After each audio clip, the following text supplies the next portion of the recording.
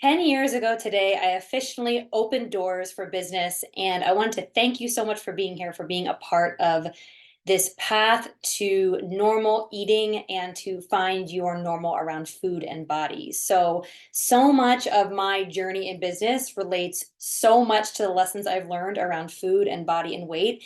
And I wanted to share my top 5 lessons with you because so much of it mirrored my own food journey. So the first is to surrender to how it unfolds. This was something I battled so much this last decade. I wanted it to look a certain way.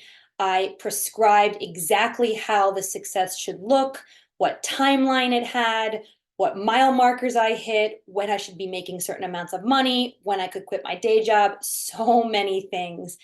And looking back now, I realized that the way it unfolded was absolutely perfect for what I needed, for what I truly desired, and for what I deeply, deeply wanted. I remember wanting to be social media famous and wanting to blow up on TikTok and Instagram and be an influencer and be invited to talk shows and all these different things.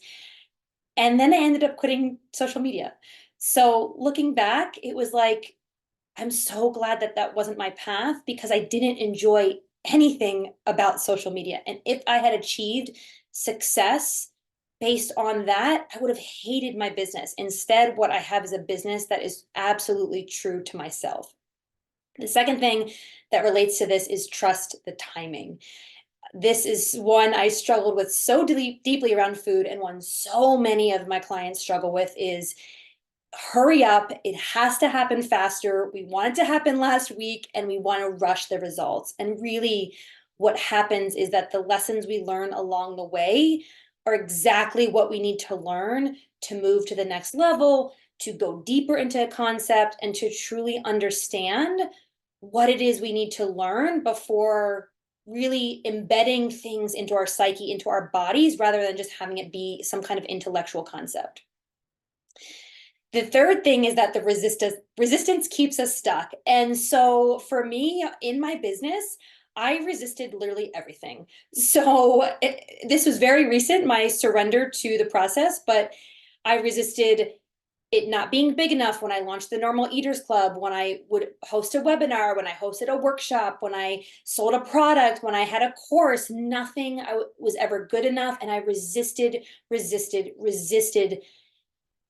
where I was. I didn't accept where I was. I wanted to be farther ahead. And I was in such major resistance to the beauty of where I was. And that kept me stuck where I was. So my growth didn't happen as fast as I wanted. It didn't happen in the way I wanted because I was in so much resistance. And over the course of the last decade, really uncovering what I really wanted, not what I was supposed to do, not what my business was supposed to look like, but what resonated with me really helped to loosen my resistance and surrender to my own process. And again, that mirrors so closely my own food struggle and so many of the women I work with in their own food battles.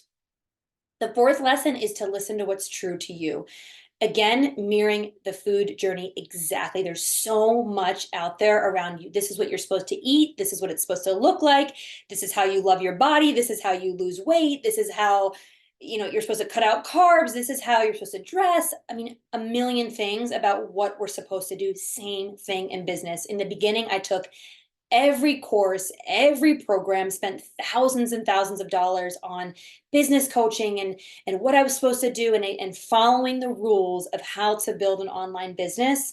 And so much of it wasn't true to me. And I think it's in this last decade, it's giving me such a huge opportunity many times in that resistance to hear what it is I wanted and to hear what was authentic and true for me. And quitting social media was a huge milestone for me and in really embracing, no, this is what I want for myself and this is how I want to build a business. If I can't build a business without social media, then I don't think I want one. And it was same with food. If I couldn't be at a comfortable weight without being a normal eater, then I'm willing to let go of that because normal eating was more important for me than being at a normal weight. It's like we want to be that authentic part of ourselves and listen to ourselves in order to let the process unfold in what's most true for us.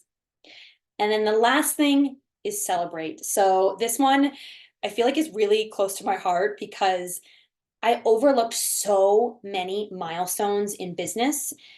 Same thing in my food journey because I wasn't as far along as I wanted to be. And so I discounted a lot of the amazing accomplishments I had being a Huffington Post contributor back when it was really selective to be invited to contribute, being a Mind Body Green guest post when that was the thing, 5 or 6 years ago, having a book, publishing a book, starting a podcast, all of these courses that I run, challenges I've created, video series I've done.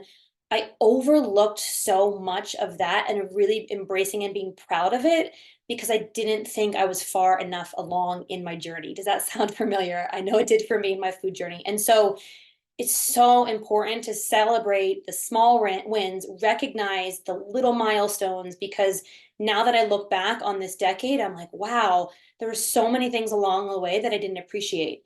So I encourage you to celebrate, but also to take these lessons and apply them to your own food journey, because I know I look back now, just like I look back at my own food body weight journey to see how much they mirrored each other.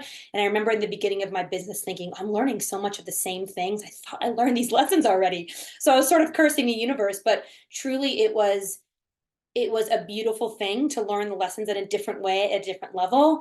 And so I just wanted to say thank you. Thank you for being here, for being on this path less traveled, and for creating a world where normal eating is actually the norm and dieting is not.